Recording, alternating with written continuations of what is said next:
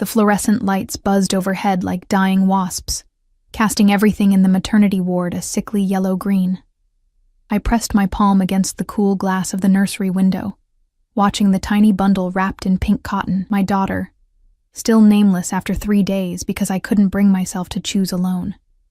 The antiseptic smell burned my nostrils, mixing with the faint scent of milk and exhaustion that clung to my hospital gown. My body ached in places I didn't know could ache, a dull throb that reminded me I'd created life and nearly destroyed myself in the process. "Miss Carter?" The nurse's voice cut through my fog. "Your visitor is still in the waiting room. He's been there since this morning." Not visitor. She meant Derek, my ex. The father who'd looked at our daughter through this same glass yesterday and said, "I need a paternity test before I sign anything." 3 years together.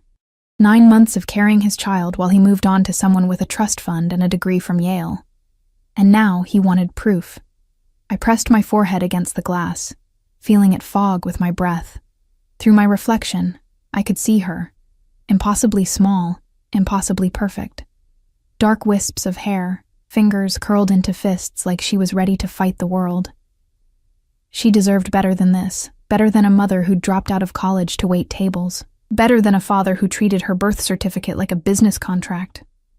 "Tell him I'm sleeping," I whispered.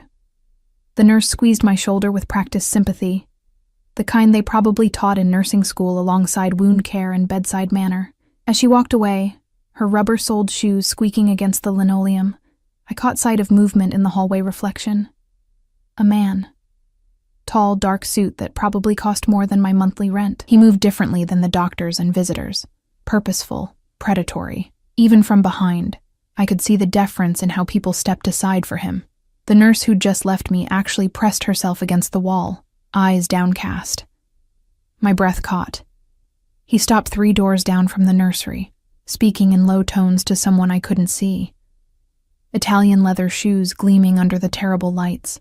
Dark hair cut precisely, not a strand out of place. When he turned slightly, I glimpsed a sharp jawline, the kind of profile that belonged on Roman coins or in magazines I couldn't afford. Then his security guard appeared, because of course he had security. A mountain of a man in a black suit with an earpiece, carrying what looked like a hospital bassinet covered with an expensive blanket. Something about the scene made my stomach twist. The way the nurses watched him with fear disguised as respect, the way he commanded space without saying a word, the subtle bulge under his guard's jacket that definitely wasn't a phone. I should have looked away, should have gone back to my room and dealt with Derek and his demands for DNA tests, and his new girlfriend who'd already posted pregnancy announcements on social media, even though she was barely showing. But I couldn't stop watching. He moved to the nursery window, standing almost where I'd been moments before. His reflection in the glass was all sharp angles and shadows, beautiful in a way that made you think of fallen angels and Greek tragedies. When he looked at the babies, something flickered across his face. Loss, longing, something raw that made him human for just a second. Then his eyes shifted, found mine in the reflection. I should have looked away, but I was exhausted, emotionally drained. And those eyes, dark, intense, burning with something I couldn't name, held me frozen like a rabbit in headlights. The corner of his mouth lifted, barely. Not quite a smile. An acknowledgement. Then Derek's voice shattered the moment. "Emma, we need to talk about this. My lawyer says—" I spun around, my hospital gown swishing against my legs. Derek stood there with his new girlfriend hovering behind him like a designer accessory. All highlighted hair and yoga pants that probably cost more than my car payment.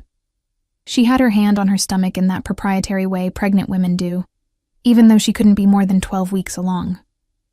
"Your lawyer?" My voice cracked. "She's 3 days old, Derek. 3 days and you've already got lawyers involved? Be reasonable." He had the audacity to look annoyed, like I was the inconvenience. "You know how these things work. I just need to verify." "Verify?" The word tasted like poison. "I was faithful to you for 3 years. You're the one who—" "Don't make a scene." He glanced around, embarrassed, always worried about appearances, about what people thought. "Brittany and I just want to make sure everything's handled properly before—" "Before what? Before you play happy family with her while denying your own daughter?" The man in the suit was closer now. I hadn't seen him move, but he was there, maybe 10 feet away, watching our interaction with eyes that missed nothing. His guard stood slightly behind him, hand resting near that suspicious bulge under his jacket. "Look." Derek lowered his voice, trying for reasonable. "I'll sign the certificate after the test. It's just a formality." "A formality?" My laugh was brittle, sharp enough to cut. "She needs a name, Derek. She needs her birth certificate for insurance, for pediatrician appointments, for—" "Then pick a name and register her with just your name," Brittany interjected, her voice dripping with fake sweetness. Problem solved. Something inside me cracked. Maybe it was the exhaustion. Maybe it was the hormones. Maybe it was 3 days of staring at my daughter through glass and knowing I couldn't give her everything she deserved. "Get out," I whispered. "Emma, be rational. Get out." Louder now. Loud enough that nurses looked over. Loud enough that the man in the expensive suit tilted his head, interest sharpening in those dangerous eyes. Derek held up his hands like I was being hysterical. "Fine. Call me when you're ready to be reasonable. Come on, Britt." They left, her heels clicking against the floor like tiny hammers. I stood there, shaking, feeling tears burn behind my eyes, but refusing to let them fall. Not here. Not where everyone could see how completely I was falling apart. "Bastardo!" a voice said beside me, deep, accented, wrapping around the Italian curse like velvet over steel. I jerked, not having heard him approach. Up close, he was devastating. Not handsome in the conventional sense, but compelling in a way that made it hard to look away. Late 20s, maybe 30. Dark eyes that had seen too much. Full lips that looked like they'd forgotten how to smile. A small scar through his left eyebrow that somehow made him more attractive. "Excuse me?" My voice came out smaller than I intended. "Your ex." He nodded toward the hallway where Derek had disappeared. "He's a bastard. The coward kind who hides behind lawyers and new women instead of facing what he's done." His English was perfect, just touched with an accent that made every word sound deliberate, important. He smelled like expensive cologne and something darker, gunpowder maybe, or the leather interior of luxury cars. I'm sorry. Do I know you?" "No." He studied me with unsettling intensity, like he was reading a book written in my bones, but I know men like him, weak, selfish, the kind who create life and walk away when it becomes inconvenient. Something about the way he said it made me think he wasn't just talking about Derek. I should get back to my room. I wrapped my arms around myself, suddenly aware of how thin my hospital gown was, how vulnerable I looked with my unwashed hair and milk-stained clothes. "Your daughter." He glanced toward the nursery. "She's beautiful. She has your eyes." That stopped me. "You can't possibly tell that from—" "I can." Absolute certainty, and she deserves better than a father who demands proof, and a mother who's breaking herself trying to hold everything together alone. The tears I'd been holding back threatened to spill. "You don't know anything about me. I know you've been wearing the same hospital bracelet for 3 days. I know you've barely left this hallway except to feed her.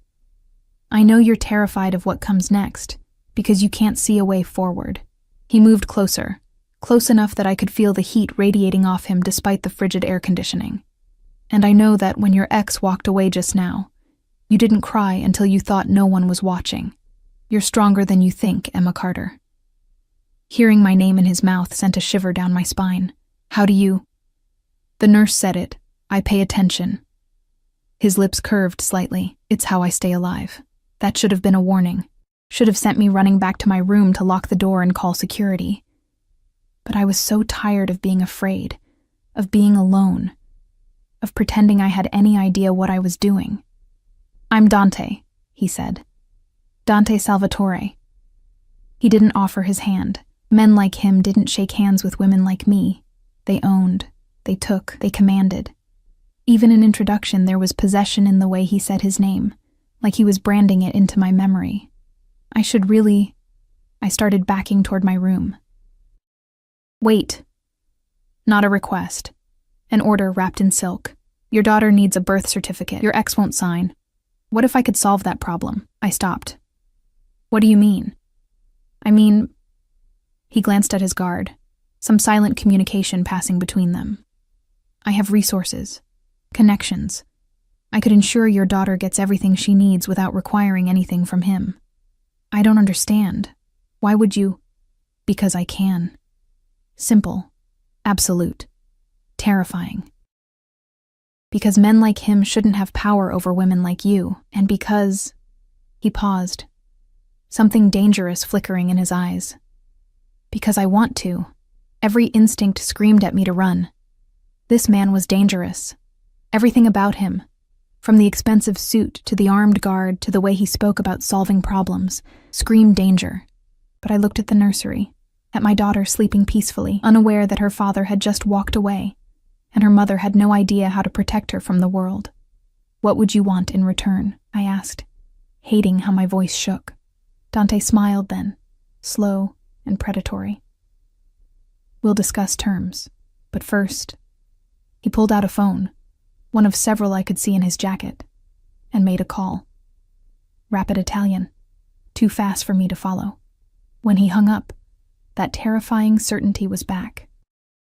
My lawyer will be here within the hour. He'll handle the birth certificate, ensure everything is legal and binding without your ex's signature. That's not possible. The law requires... The law, he interrupted softly, is flexible when you know the right people. Trust me, Emma. By tomorrow, your daughter will have her name, her certificate, and her future secured. I can't pay you for... I'm not asking for money. He stepped closer, and I could see gold flecks in his dark eyes. Could smell that intoxicating mix of danger and expensive taste. I'm asking for time. Dinner when you're recovered. A conversation. That's all. That wasn't all. I knew it in my bones, in the way my body responded to his proximity with equal parts terror and something I didn't want to name. Just dinner? I whispered. Just dinner, he agreed. But the way he looked at me said he was already imagining so much more. Before I could respond, before I could think through the implications of accepting help from a man who clearly operated outside the law, his lawyer appeared. An older man in an expensive suit carrying a briefcase that probably cost more than my car. This is Emma Carter, Dante said without looking away from me. Her daughter needs documentation. Handle it. Of course, Mr. Salvatore. The lawyer turned to me with practiced efficiency. Miss Carter, if you'll just sign here and here, I'll have everything processed by morning. What name would you like for your daughter? I stood frozen, caught between terror and hope, between the safe poverty I knew and the dangerous luxury being offered. Sophia, I heard myself say. Sophia Grace Carter, beautiful, Dante murmured, and the way he said it made me think he wasn't just talking about the name. The next morning, I woke to find legal documents on the rolling table beside my hospital bed, crisp, official, stamped with seals I didn't recognize, but that looked impossibly legitimate. Sophia Grace Carter's birth certificate, complete with my signature and a father's line that simply read, "Declined to establish paternity." No DNA test required, no Derek's permission needed. Just like that, my daughter had a name and an identity. I should have felt relief. Instead, my hands trembled as I held the paper, reading it over and over while weak sunlight filtered through the blinds. The document was real. I'd called the county clerk's office twice to confirm, but the price tag remained invisible, hovering over me like a storm cloud. Ready for discharge, sweetie? The morning nurse bustled in with that forced cheerfulness they all wore. Doctor signed off. You and baby girl are free to go home. Home. My one-bedroom apartment with its leaking faucet and neighbors who fought at 3 a.m. The car seat I'd bought secondhand sat in my closet, and I'd watched 3 YouTube videos on how to install it properly. I had exactly $400 in my bank account and no job to return to. The diner had replaced me the second I went into labor. Yeah, I managed. We're ready. Except I wasn't. I wasn't ready for any of this. 2 hours later, I stood in the hospital lobby with Sophia bundled in my arms, wearing a cheap going-home outfit I'd bought from Target. The automatic doors whooshed open and closed, bringing bursts of September heat that made the air conditioning work overtime.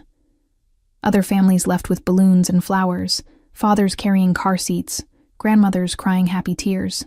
I had a diaper bag and a growing sense of panic. My phone buzzed. Unknown number. A car is waiting for you outside. Driver will take you home. I looked up sharply, scanning the lobby. There, through the glass doors, a black Mercedes sedan with tinted windows. A driver in a crisp suit stood beside it, waiting with the patience of someone who got paid well to be patient. No, absolutely not. I wasn't some charity case for a dangerous man to... Sophia whimpered against my chest, her tiny face scrunching up in that way that meant she'd be screaming soon if I didn't feed her. My breasts ached with milk, my incision pulled with every step, and the Uber I'd called 10 minutes ago still showed, searching for driver. The Mercedes driver caught my eye through the glass and nodded once. Professional, discreet. I should have walked away. Called a different rideshare company. Maintained some shred of independence. Instead, I pushed through the doors, letting the heat slap me in the face as I approached the car. Miss Carter. The driver opened the rear door, revealing leather seats that probably cost more than my entire apartment's furniture. Mr. Salvatore sends his regards. He's arranged for your car seat to be professionally installed. Sure enough, a top-of-the-line infant seat was perfectly secured in the back, not the second-hand one from my closet, but something with every safety feature known to man. I can't accept, I started. He anticipated you'd say that. The driver's expression remained neutral. He said to tell you it's not a gift, it's an investment in ensuring his goddaughter arrives home safely. Goddaughter? The word came out strangled. We're not, nevertheless. The driver gestured to the open door. It's quite hot, Miss Carter. The baby should be out of this sun. He was right. Sophia was already fussing, her face turning red. I looked at the Uber app, still searching. Looked at the Mercedes with its climate-controlled interior and professionally installed car seat. Looked at my daughter, who deserved better than her mother's stubborn pride. I got in the car. The door closed with the solid thunk of German engineering. Inside, it was cool and quiet, smelling of leather and something subtle. The same cologne Dante had worn yesterday. A bottle of water sat in the cup holder beside a small gift bag. What's this? I asked as the driver pulled smoothly away from the hospital. Mr. Salvatore thought you might need refreshments. He caught my eye in the rearview mirror. The bag contains some essentials for the baby. Diapers, wipes, formula in case you need it. Nothing extravagant. I peeked inside. Nothing extravagant apparently meant organic diapers, premium wipes, and European formula that cost $50 a can. There was also an envelope. My hands shook as I opened it. Inside, a card with elegant script. For Sophia's first month. No strings, no expectations. Just breathing room. D behind the card, a check for $5,000. I stopped breathing. $5,000. That was rent for months. Groceries, baby supplies, doctor visits. The breathing room between desperation and survival. I can't accept this, I whispered to the empty car. The driver said nothing, navigating traffic with expert precision. We were heading toward my neighborhood, the part of town where people like Dante Salvatore definitely didn't visit. Where chain-link fences protected nothing worth stealing, and sirens were the neighborhood lullaby. My phone buzzed again. You can accept it. You will accept it. Sophia deserves more than watching her mother drown. Consider it a loan if pride demands it. Pay me back when you're on your feet, or don't. Either way, cash it. D.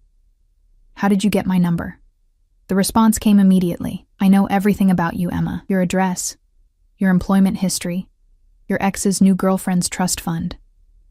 The fact that you've eaten nothing but hospital cafeteria food for 3 days because you've been too afraid to leave the maternity ward. I know you're scared. I know you're alone. And I know you're too stubborn to ask for help even when you're drowning. My breath caught. That should have terrified me, should have sent me scrambling for the door locks, screaming for the driver to stop. Instead, something warm and dangerous unfurled in my chest. Someone saw me. Really saw me. Not the brave face I showed the nurses or the composed mask I wore around Derek. Someone looked past all that and saw the terrified girl underneath. This is insane. You don't even know me.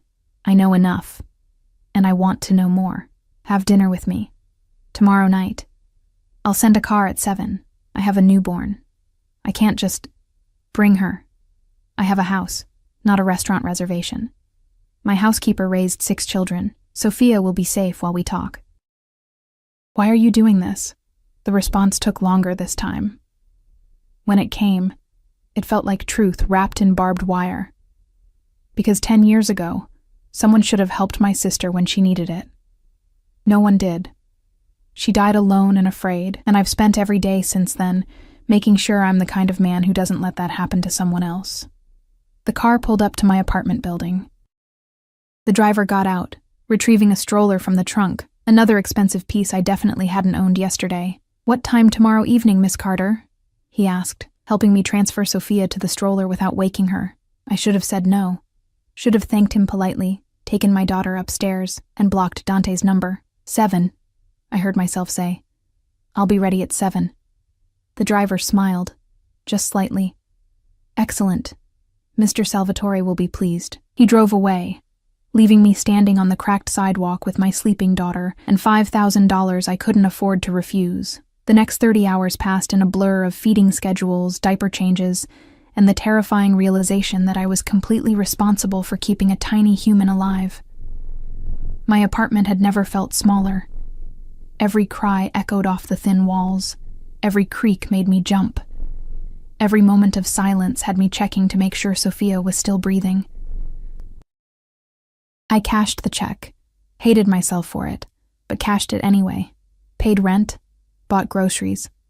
Stocked up on diapers and wipes and all the things that drained bank accounts faster than anything else. And at 6:30 the next evening, I stood in front of my closet, realizing I owned nothing appropriate for dinner. With a man who probably had politicians and police chiefs on his payroll, I settled on a simple black dress I'd worn to a cousin's funeral 2 years ago. It was too loose now. Pregnancy and stress had stolen 15 pounds I couldn't afford to lose. But it was clean and modest and the best I had.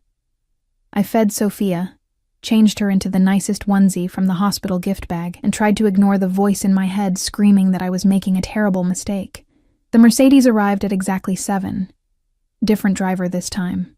Younger, with calculating eyes that swept the street before opening my door. "Miss Carter, I'm Marco. I'll be escorting you this evening." The drive took 40 minutes, heading away from the city into neighborhoods where houses became estates and gates became necessary. We turned onto a private road, passing through security that made airport screening look casual. The driver spoke into his radio in Italian, and massive iron gates swung open. The house beyond was not a house. It was a compound. Modern architecture blending with old-world security, cameras everywhere, guards stationed at intervals, spotlights that could probably be seen from space. "Holy shit," I whispered. Marco's lips twitched. Mr. Salvatore values his privacy. We pulled up to the main entrance, where Dante stood waiting, backlit by warm interior light. He'd traded the suit for dark slacks and a black button-down with the sleeves rolled to his elbows, revealing forearms roped with muscle and a tattoo I couldn't quite make out. Casual wealth, dangerous elegance. He opened my door himself before Marco could move. "Emma." My name sounded different in his mouth. Significant. "Welcome." I tried to get out gracefully while holding Sophia's car seat, failed miserably. His hand caught my elbow, steadying me, and the touch sent electricity straight to my bones. "Easy," he murmured. "Let me." He took the car seat like he'd done it 1,000 times, cradling it with surprising gentleness. "She's grown already. Is that possible? It's been 2 days. 2 days and 17 hours. He glanced at me, something dark and possessive flickering in his eyes. "But who's counting?" He led me inside, through a foyer that belonged in magazines. Marble floors, artwork that was probably worth more than most people's houses, a chandelier that cast prismatic light across everything, but it wasn't cold. There were fresh flowers, warm wood accents, the smell of something delicious cooking. "Maria," he called. A woman in her 60s appeared, her face lighting up when she saw Sophia. Oh, Dio mio, look at this precious angel, Maria. This is Emma and her daughter, Sophia. Emma. Maria essentially raised me after my mother passed. If anyone can handle a newborn, it's her. Maria was already reaching for the car seat with practiced expertise. You go. Have dinner. I will take the best care of this little one. She needs changing, see? And maybe a bottle. I'm breastfeeding, but I pumped some just in case. Perfect, perfect. We have everything we need. You relax, talk to Dante, eat something. You look like you haven't had a proper meal in weeks. Before I could protest, she'd swept away with Sophia, cooing in Italian, leaving me alone with Dante in his fortress of a home. She's right, he said softly. You do look like you haven't eaten. Come. He guided me through the house with a hand at the small of my back, possessive, protective, burning through the thin fabric of my dress. We emerged onto a terrace overlooking grounds that seemed to stretch forever. A table was set for two, candles flickering despite the early evening light. Wine chilling in a bucket, food that smelled like heaven. Sit, he said, not asked. Said. I sat. He poured wine for himself, water for me. You're nursing, I remembered. You remember everything, don't you? Everything that matters. He settled across from me, all predatory grace. Eat, Emma. Then we'll talk about why I really brought you here. My stomach dropped. The birth certificate. The money. It wasn't charity. No. His smile was sharp enough to cut. It was an investment. And now it's time to discuss the returns. The food was incredible. Handmade pasta with a sauce that tasted like someone's grandmother had spent hours perfecting it. Fresh bread that was still warm. Vegetables that actually had flavor.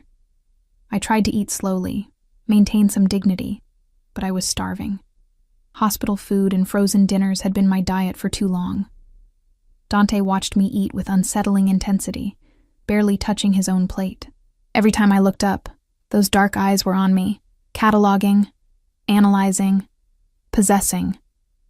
You're not eating, I finally said, reaching for my water to avoid his gaze. I'm enjoying watching you eat. There's something... He paused, searching for the word. Honest about the way you experience pleasure. No pretense. No performance. Just genuine enjoyment. Heat crept up my neck. The way he said pleasure made it sound obscene. You wanted to talk about returns on your investment, I said, trying to steer us back to safer ground. What does that mean? He leaned back in his chair, swirling the wine in his glass. Behind him, the sun was setting, painting the sky in shades of blood orange and bruised purple. It made him look like something out of a Renaissance painting. Beautiful and terrible. Your ex, he began. Derek Morrison. He works for Morrison and Associates, his father's investment firm, junior partner. Makes decent money, but nothing extraordinary. Yet he lives in a penthouse downtown, drives a Porsche, and his new girlfriend wears jewelry that costs more than his annual salary. I blinked. How do you know all that? Because I make it my business to know things. And what I know about Derek Morrison is that he's been stealing from his father's clients for the past 18 months. Small amounts from each account, cleverly hidden. Almost $3 million total. My fork clattered against the plate. That's impossible. Derek is... He's not smart enough for that kind of fraud. Exactly. Dante's smile was blade thin. Which is why I know someone else is pulling the strings. Someone who needed a weak, greedy man with access to other people's money. Someone who's been using him and will eventually feed him to the authorities when the heat gets too close. What does this have to do with me, with Sophia? He set down his wine glass with deliberate care. 3 months ago, Derek stole money from the wrong account, an account that belongs to an associate of mine. A very particular associate who doesn't forgive theft, regardless of the amount. My mouth went dry. You're saying Derek stole from the Mafia. I'm saying Derek stole from a businessman with connections to various organizations, including mine. And that businessman wants his money back, plus interest, plus blood. Blood. The word stuck in my throat, metaphorically speaking. Dante's expression didn't change. Mostly. The point is, Derek has made himself a target. And when men like my associate deal with targets, they don't worry much about collateral damage. Girlfriends. Ex-girlfriends. Children. Ice flooded my veins. Sophia. You're saying my daughter is in danger because of what Derek did? I'm saying she could be, unless someone with more influence made it clear that you and Sophia are under protection. That touching either of you would be a declaration of war against the Salvatore family. I pushed back from the table, standing on shaky legs. This is insane. You're using my daughter as leverage to what? Get back at Derek? Prove some kind of point? He stood too, moving around the table with that predatory grace. I'm offering you protection, real, tangible protection that will keep you and Sophia safe from consequences you didn't create, but will suffer anyway if someone doesn't intervene. And what do you get out of this? I backed away, but there was nowhere to go. The terrace railing pressed against my spine. Men like you don't do anything without getting something in return. You're right. He stopped inches away, close enough that I could feel the heat radiating off him. Smell that intoxicating cologne mixed with something darker. I don't. And what I want, Emma, is you. My breath caught. Excuse me? Not like that. Not yet. His hand came up, fingers ghosting along my jawline without quite touching. I want you in my home, you and Sophia, under my protection, my name, my care. I want to know that when I wake up, you're both safe. That when I come home, you're here. That no one can touch you without going through me first. You want me to be your... what? Your mistress? Your kept woman? I want you to be mine. Simple. Absolute. Terrifying. However you want to define that. Companion? Partner? Eventually, when you're ready, something more. But first and foremost, I want you safe. I want Sophia to grow up knowing she's protected, cherished, given every opportunity life can offer. In exchange for what? My voice shook. My freedom? My independence? Becoming some mob boss's property? His jaw tightened. I'm not a mob boss. I'm a businessman with complicated associations. And I'm not asking for your freedom. I'm offering you more freedom than you've ever had. No more worrying about rent. No more choosing between food and diapers. No more exhausting yourself at a job that doesn't pay enough while Sophia stays with whatever cheap daycare you can afford. I'm offering you security, Emma. Real security. At what cost? Loyalty. His hand dropped to my waist, burning through the thin fabric. Honesty. Your presence in my home, in my life. And eventually, when you're ready, everything else you're willing to give. I should have pushed him away. Should have demanded he call the driver and take me home immediately, but his words had struck something deep. The bone-tired exhaustion of trying to survive alone. The terror of knowing I couldn't protect Sophia from everything. The desperate hope that maybe, just maybe, someone strong enough could. I don't even know you, I whispered. You know enough. You know I keep my promises. You know I have resources to protect you. You know that when I say you'll be safe, I mean it with every connection, every favor, every weapon at my disposal. His other hand came to my face, cupping my cheek with surprising gentleness. And you know that I've been thinking about you every moment since I saw you in that hallway, looking at your daughter like she was worth fighting the world for. Why? The question came out broken. Why me? You could have anyone. Women who are beautiful, sophisticated, who belong in your world. I don't want women from my world. His thumb traced my lower lip, and I stopped breathing. They're like expensive sculptures. Beautiful, perfect, cold. You're real. You feel things deeply. You fight for what matters. And when you look at your daughter, I see the kind of love I thought died with my sister. That's worth more than all the sophisticated women in the world. Tears burned behind my eyes. This is crazy. People don't just move in together with someone they barely know. People in my world do things differently. Faster. Because we understand how quickly everything can be taken away. His forehead pressed against mine, and the intimacy of it stole my breath. I'm not asking you to love me, Emma. Not yet. I'm asking you to let me protect you while we figure out what this is between us. Because there is something. You feel it too. I see it in the way you respond when I'm close, the way your breath catches, the way you're not running even though every instinct tells you to. He was right. God help me. He was right. My body betrayed me, leaning into his warmth, craving the security he represented. Or maybe it wasn't betrayal. Maybe it was survival instinct recognizing a predator strong enough to keep the other predators away. If I say yes, I began carefully, what exactly does that mean? What are the rules? You and Sophia live here. You have your own suite. Bedroom, bathroom, sitting room.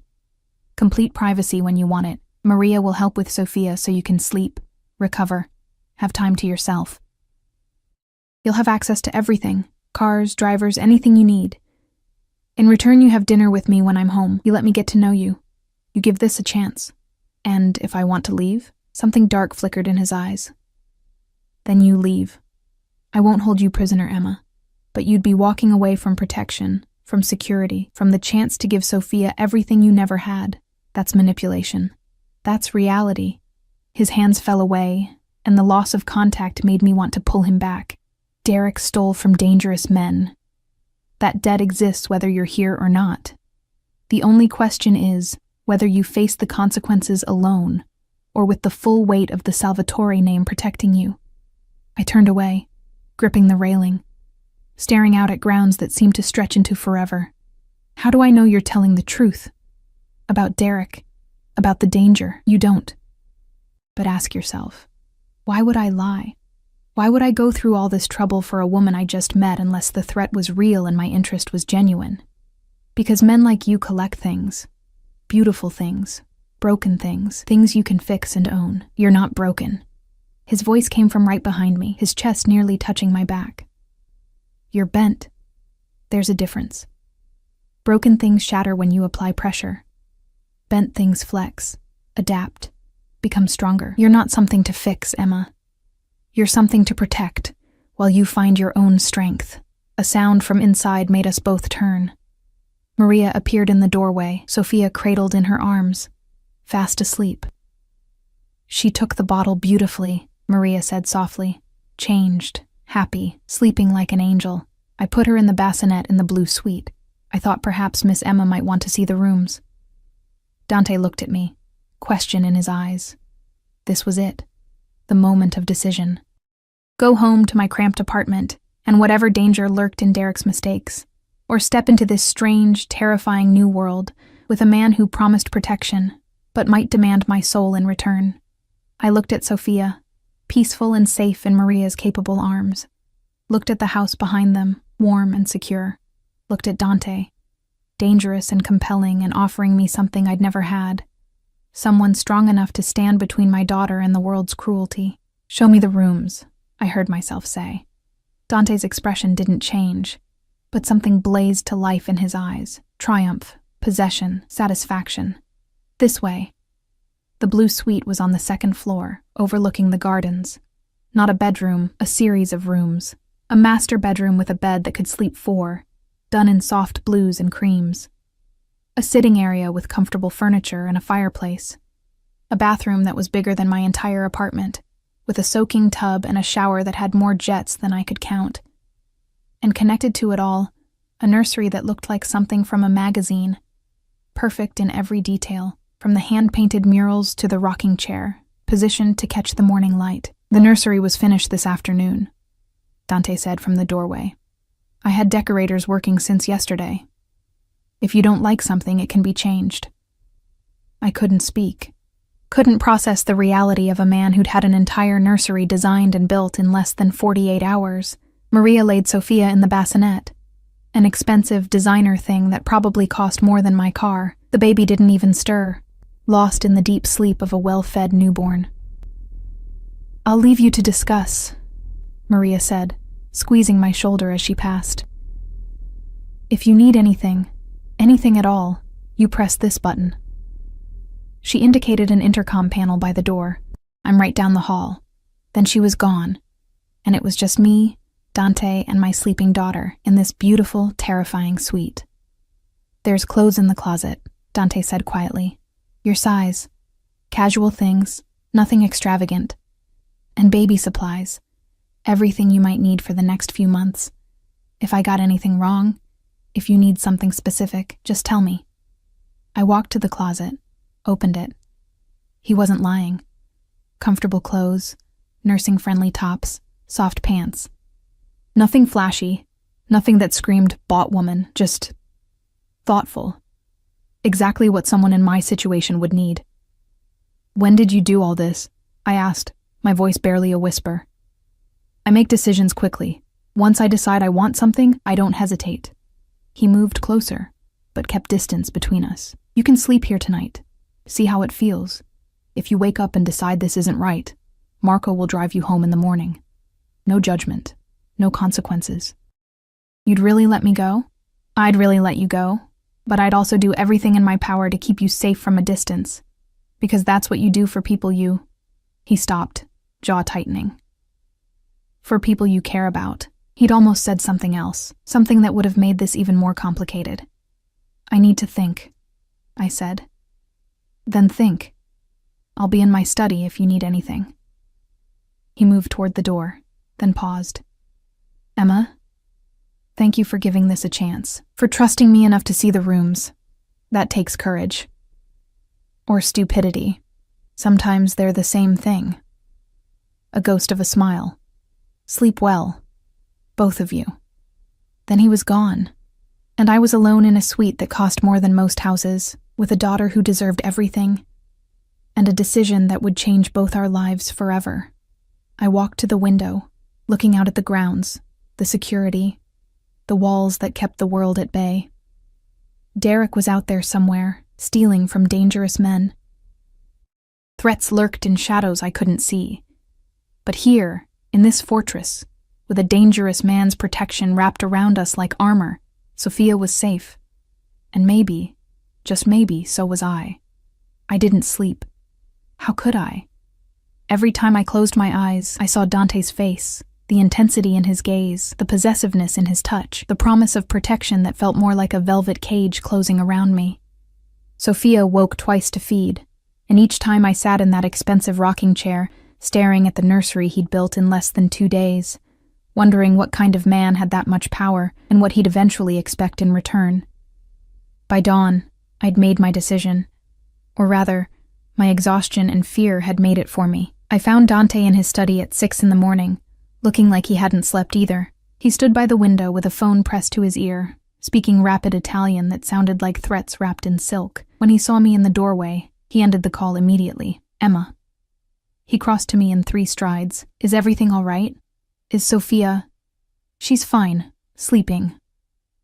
I wrapped my arms around myself, suddenly aware I was wearing one of the soft cotton pajama sets from the closet. "I need to go back to my apartment, get our things. If we're doing this, I need to handle some practical matters." Something fierce and satisfied flashed across his face. "We're doing this? For now. Trial basis. If at any point I feel uncomfortable or unsafe or like I've made a mistake, I'm gone. No arguments." "No arguments," he agreed too easily. "I'll have Marco drive you, and security will accompany you." "No." I held up a hand. "I need to do this alone. It's a studio apartment in a bad neighborhood. If I show up with bodyguards and a Mercedes, my landlord will triple my rent or kick me out. I need to pack, pay what I owe, and leave quietly." His jaw tightened. "You're not going alone to a dangerous neighborhood. I've lived there for 2 years. I think I can handle—" "You've lived there for 2 years, without being the target of people looking to collect Derek's debt." His voice went cold. "You're not going anywhere without protection. That's non-negotiable." We stared at each other, wills clashing. I saw the immovable force meeting the unstoppable object, his need to control versus my need for independence. "Fine," I finally said. "But plain clothes. No obvious security. Someone who can blend in." "Done." He pulled out his phone, fired off a text. "Luca will accompany you. He'll look like a friend helping you move. Former military. Speaks perfect English. Knows how to be invisible when necessary." "Thank you. Don't thank me for keeping you safe. That's not something you should have to be grateful for. It's the bare minimum of what you deserve." He moved closer, and my traitorous body responded to his proximity. "When you get back, we need to discuss Derek properly, what he knows about you, where you might intersect with his life, how to ensure his problems don't become yours. He doesn't know I'm here. Not yet, but he will. Men like Derek don't handle rejection well. He'll come looking eventually, if only to assuage his ego. When he does, I need you to tell me immediately. Promise me, Emma. The intensity in his voice made me shiver. I promise. Good. His hand came up, tucking a strand of hair behind my ear. The gesture was tender, possessive, completely at odds with the dangerous man I knew he was. Be careful. Come back safe. It's just packing some clothes, not a military operation. Everything is a military operation when you're protecting something precious. His thumb grazed my cheekbone. And you are precious, Emma Carter. You and Sophia both. The sooner you accept that, the easier this will be. Luca turned out to be everything Dante promised. Mid-30s, average build, wearing jeans and a hoodie that made him look like any other guy from my neighborhood. Except for the eyes. He had a soldier's eyes, constantly scanning, cataloging threats, planning escape routes. We took an unmarked sedan instead of the Mercedes. Luca drove with casual competence, asking questions about my building, my neighbors, potential complications. By the time we pulled up to my apartment, he probably knew the layout better than I did. I'll help you carry boxes, he said as we climbed the stairs, but I stay visible. Anyone asks, I'm your cousin helping you move. Do you do this often? Babysit women for Dante? His lips quirked. I've worked for Mr. Salvatore for 8 years. This is the first time he's ever asked me to protect someone like this. Usually it's business associates, visiting dignitaries. People in his world. So I'm an anomaly. You're something he cares about. That makes you more important than diplomats and businessmen combined. He paused outside my door. He's different since he met you. Distracted. Almost human. I didn't know what to do with that information, so I unlocked the door and stepped into my apartment. It looked smaller than I remembered. Shabby in the harsh morning light. Water stains on the ceiling. Carpet that had been beige once upon a time. The sad little collection of second-hand furniture I'd accumulated over the years. This had been my life, my independence, my proof that I could survive on my own. Now it just looked like a cage I'd been pretending was freedom. I'll start in the bedroom, I said, voice thick. Packing went faster than expected. I didn't have much worth taking. Clothes, photos, a few books. The furniture could stay. The dishes were mismatched charity shop finds. The only thing that mattered was the small box of keepsakes from my mother, who died when I was 16. I was wrapping her jewelry box in newspaper when someone knocked on the door. Luca appeared from the kitchen, hand moving to his waistband where I now realized he carried a gun. Expecting someone? No. He motioned me to stay back, then opened the door a crack, body blocking the entrance. Can I help you? His voice was pleasant, unremarkable. I'm looking for Emma Carter. Derek's voice made my blood freeze. I'm her. I need to speak with her.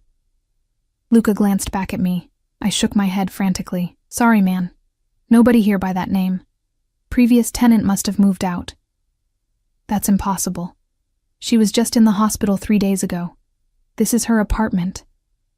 Don't know what to tell you. Landlord said the place was empty when I came to look at it yesterday. Maybe check with the office? I heard Derek's frustrated sigh. Fine. Thanks anyway. Luca waited until footsteps faded down the hallway before closing the door. That him? The ex? Yeah. My hands were shaking. How did he know I was here? He didn't. He's checking your apartment hoping to catch you home. Luca pulled out his phone, texted rapidly. We need to leave.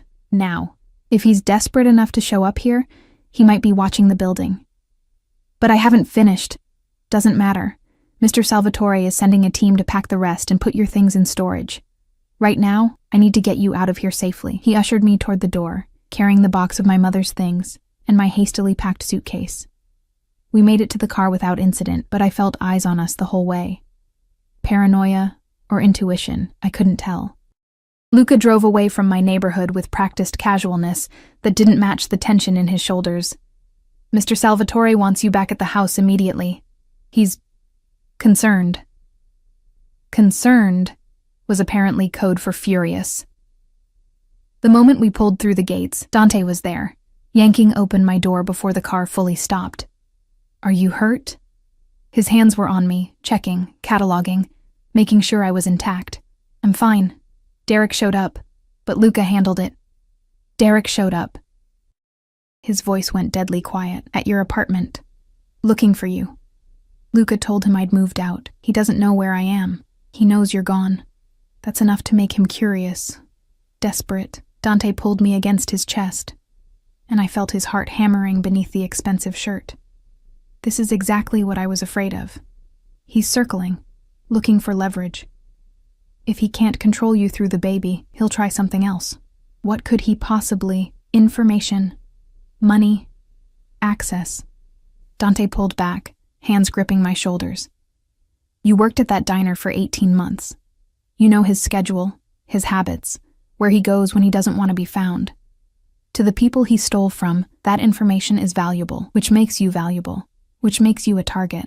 The reality of my situation crashed over me like ice water. I wasn't just running from Derek's rejection. I was running from consequences that could get me killed. What do? I whispered. You stay here. You stay close, and you let me handle this. He tucked me against his side, guiding me toward the house. Come on. Sophia's probably awake and hungry. Maria's been pacing with her for the past 20 minutes.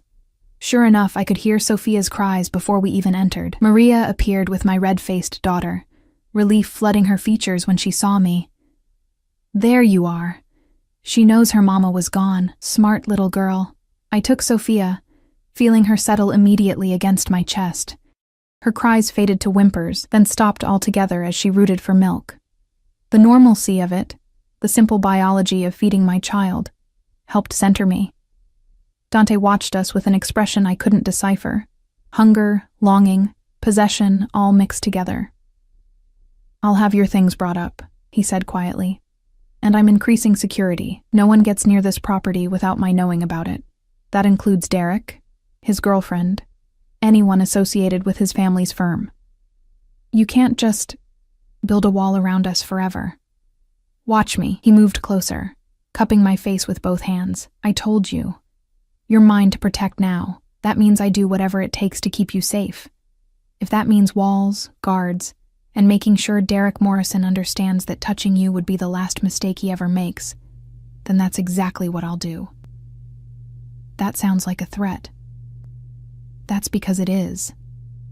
His thumb traced my lower lip. I don't make idle threats, Emma. And I don't lose what's mine. I'm not yours. Not yet. His smile was predatory. But you will be. It's just a matter of time before you stop fighting what you already feel.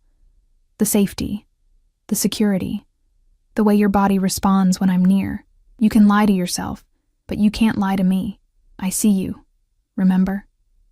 All of you. He was right, and that terrified me more than Derek or stolen money or mob connections. Because every hour I spent in this house, every moment of protection and care and attention, I felt myself slipping further into Dante Salvatore's carefully constructed world, and the worst part was, I wasn't sure I wanted to escape anymore. I need to feed Sophia, I said, deflecting, then feed her. I have business to attend to anyway. He pressed a kiss to my forehead, tender, possessive, claiming, we'll have dinner tonight, just us. I want to know everything about you, Emma Carter. Every dream you've deferred, every hope you've buried, every wish you've been too afraid to voice. Because I'm going to make them all come true, whether you think you deserve it or not. He left me standing there, my daughter at my breast, my heart hammering with equal parts terror and anticipation. That night, after Sophia was fed and sleeping in her perfect nursery, after I'd showered in the bathroom that was bigger than my old apartment, I stood by the window in a silk robe that had appeared in the closet. Below, I could see Dante on the terrace, phone to his ear, conducting business in the moonlight. Even from this distance, I could feel his power, his control, the dangerous magnetism that made people bend to his will, and I realized with crystalline clarity that I was already bending, already falling, already his in ways I didn't want to admit. The question was whether I'd break or emerge stronger on the other side. A knock at the door made me turn. Dante stood there, changed into dark slacks and a black shirt, looking like sin personified. Ready for dinner? He asked. No, I wasn't ready for any of this. Yes, I heard myself say. Because ready or not, I was already falling. And Dante Salvatore was the kind of man who always caught what belonged to him. Dinner was on the terrace again, but this time felt different, more intimate. The table was smaller, closer, forcing proximity. Candles flickered between us, casting shadows that made Dante's face look like something carved from marble. Beautiful, cold, eternal. "Tell me about your mother," he said, pouring wine for himself, sparkling water for me. I blinked at the unexpected question. "Why?" "Because I saw how carefully you packed her things. Because there's grief in your eyes when you think no one's watching. Because I want to know what shaped you into the woman sitting across from me." I took a sip of water, buying time. "She died when I was 16. Cancer, fast and brutal. One day she was complaining about headaches. 6 months later she was gone." "And your father?" "Never knew him. Mom said he was a mistake she didn't regret because she got me out of it." I traced patterns on the tablecloth. "After she died, I went into foster care, aged out at 18, started working, saved money for college, met Derek during my sophomore year, thought I'd finally figured out how to build something stable, and then he destroyed it. I agreed. Convinced me to drop out, move in with him, that he'd take care of everything. I was so tired of struggling alone that I believed him. 3 years later, I'm pregnant, and he's trading me in for a newer model with better financial prospects." Dante's knuckles went white around his wine glass. "If you'd let me, I could make him disappear. Permanently." "That's not funny." "I'm not joking." His eyes met mine, dead serious. "One word from you, Emma. One word, and Derek Morrison becomes a problem that solves itself. No one would ever find him. No one would even look that hard." My breath caught. "You're serious?" "Completely. I've killed for less than what he's done to you. But I'm trying to be civilized, trying to be the kind of man you could eventually care for." He set down the glass with careful control. "So instead of making him disappear, I'll settle for making him irrelevant. For ensuring he never touches you or Sophia again. For building you a life so complete that you forget he ever existed." "That's still terrifying." "Good. You should be a little terrified of me. It'll keep you honest." He leaned forward, candlelight dancing in those dark eyes. "But you should also know that the things I do, the violence I'm capable of, none of it will ever be directed at you. You and Sophia are sacred, untouchable. The only soft things in my entire world." "Why?" The question burst out of me. "Why us? Why me? You could have anyone." "I don't want anyone." His hand shot across the table, catching mine. "I want you. From the moment I saw you at that hospital, exhausted and heartbroken and still standing tall, still fighting, I wanted you. Do you know what I see when I look at you?" I shook my head, unable to speak. "Strength disguised as vulnerability. A woman who's been knocked down repeatedly but keeps getting up. Someone who gives everything to protect what matters and asks for nothing in return. You're real in a world full of people playing roles. And when you look at Sophia," his grip tightened, "you look at her the way my mother used to look at me and my sister, like we were worth dying for. That kind of love is rare, precious.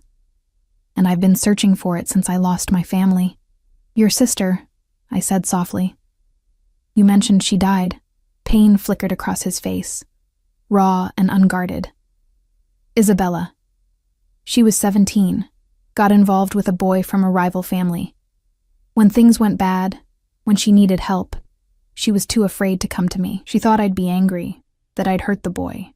So she handled it alone. And when that boy turned violent, when he started using her as leverage against our family..." He stopped, jaw working. "By the time I found out, it was too late. She'd been missing for 3 days. When we found her body, she'd been..." He couldn't finish. "Dante." I squeezed his hand. "I'm so sorry. I killed them all. Every person involved. Slowly. Painfully. Made sure they understood exactly what they'd taken from me."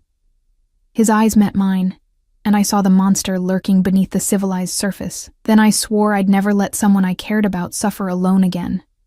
Never let them be too afraid to ask for help. Never fail to protect them when they needed me. Understanding crashed over me. That's what I am to you. A second chance. No. He stood, moving around the table to pull me to my feet.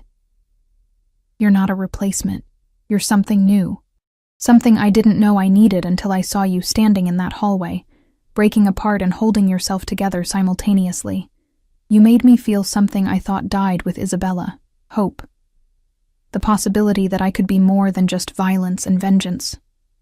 His hands framed my face, thumbs stroking my cheekbones. I know this is fast. I know it's terrifying. I know you have every reason to run. But I'm asking you to stay, to let me prove that I can be what you and Sophia need, to give me the chance to build something real with you. And if it doesn't work, my voice was barely a whisper, if I can't be what you need, then you can't. And I'll still protect you, still ensure Sophia has everything she needs, still make sure Derek's mistakes don't become your burden, because that's what you do for people you... He stopped again, that same hesitation from before. People you what? People you're falling in love with. The words were quiet, devastating, true. I'm falling in love with you, Emma Carter, with your strength and your vulnerability and the way you love your daughter, with your stubbornness and your pride and your refusal to accept help even when you're drowning. I'm falling, and I'm not going to stop. The only question is whether you'll fall with me or run away. I should have run. Should have grabbed Sophia and demanded Marco drive us anywhere else. Should have recognized this for what it was. Obsession. Possession. A dangerous man claiming things that didn't belong to him. Instead, I rose on my toes and kissed him. It was desperate. Reckless. Inevitable. His arms banded around me immediately, crushing me against his chest as he took control of the kiss. Nothing gentle about it. This was claiming, conquering. A predator finally catching prey it had been stalking. His tongue invaded my mouth. His teeth caught my lower lip. His hands gripped my hips hard enough to bruise. And I kissed him back with equal ferocity, channeling 3 days of terror and loneliness and desperate hope into the connection between us. When we finally broke apart, both breathing hard, he pressed his forehead to mine. Stay. Please, Emma. Stay and let me love you the way you deserve. I'm terrified, I admitted. Good. So am I. His laugh was ragged. You think I planned this?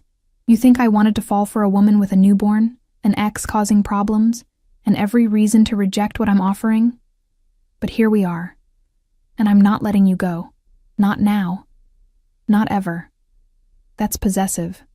I'm a possessive man. You'll get used to it. He kissed me again, softer this time. Say yes. Say you'll stay. Say you'll give us a chance. I looked past him at the house, warm, safe, filled with everything Sophia and I needed. Looked at Dante. Dangerous, obsessed, offering a kind of protection I'd never had. Looked at the future stretching ahead, uncertain, but no longer alone. Yes, I whispered. We'll stay. 6 weeks later, I stood in the nursery, watching Sophia sleep in the early morning light. She'd grown so much already, filled out, alert, developing a personality that was pure determination. My daughter. My miracle. Safe and loved and wanted. Behind me, Dante's arm slid around my waist, pulling me back against his chest. She's perfect. She is. I leaned into his warmth, no longer afraid of the connection between us. The past 6 weeks had been transformative. Dante had been patient, letting me set the pace. We'd had dinner together every night he was home, talking for hours about everything and nothing. He'd gotten up with Sophia when she cried, learning to change diapers with the same intense focus he brought to business deals. He'd held me when exhaustion and hormones made me cry, never once making me feel weak for struggling. And slowly, inevitably, I'd fallen in love with him. Not despite the danger, because of it. Because he channeled all that violence and power into protecting us. Because he looked at Sophia like she was his own. Because he looked at me like I was worth fighting the world for. Derek's lawyer called yesterday. I said quietly. I felt Dante tense. What did he want? To inform me that Derek's been arrested. Federal charges for embezzlement and fraud. Apparently your associate wasn't the only person he stole from. Apparently not. Dante's voice was carefully neutral. Did you have something to do with that? I may have ensured certain evidence reached the right people at the right time. His arms tightened around me. He was a threat to you. I eliminated the threat. No apologies. I should have been upset.